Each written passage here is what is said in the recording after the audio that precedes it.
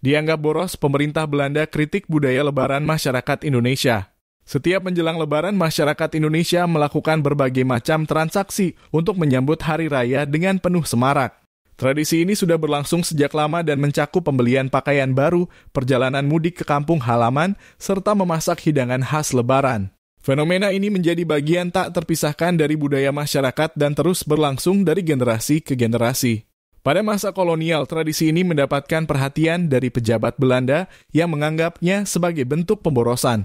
Dua pejabat kolonial, Steinmetz dan De Wolf, melihat kebiasaan warga pribumi yang mengadakan perayaan Lebaran dalam skala besar dengan biaya yang bersumber dari pinjaman sebagai sesuatu yang tidak sepatutnya dilakukan.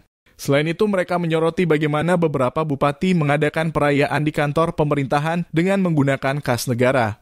Atas dasar itulah, Steinmetz dan De Wolf mengusulkan larangan terhadap perayaan Lebaran, terutama yang menggunakan anggaran negara.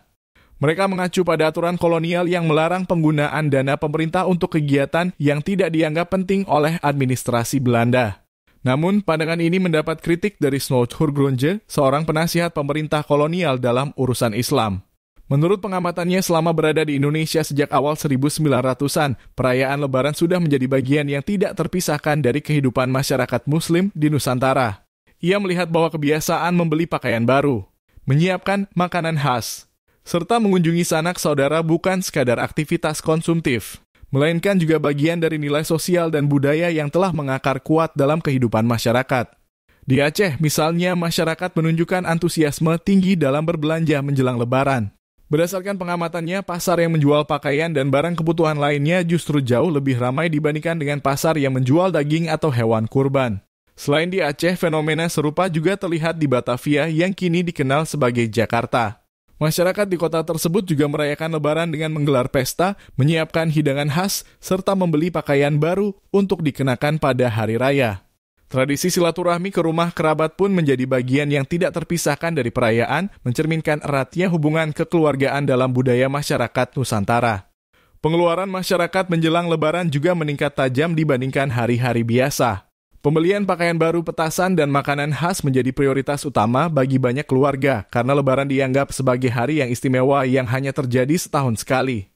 Dalam konteks yang lebih luas, kebiasaan berbelanja menjelang Lebaran menunjukkan betapa pentingnya perayaan ini dalam kehidupan sosial masyarakat Indonesia. Meskipun dari sudut pandang kolonial dianggap sebagai pemborosan, bagi masyarakat setempat Lebaran adalah momen untuk berbagi kebahagiaan, mempererat hubungan keluarga, serta menunjukkan solidaritas sosial.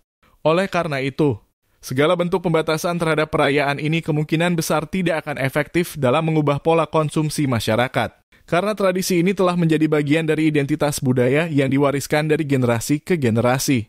Dengan melihat fakta tersebut, jelas bahwa perayaan Lebaran di Indonesia bukan sekadar ritual tahunan, melainkan juga mencerminkan dinamika sosial, budaya, dan ekonomi yang unik.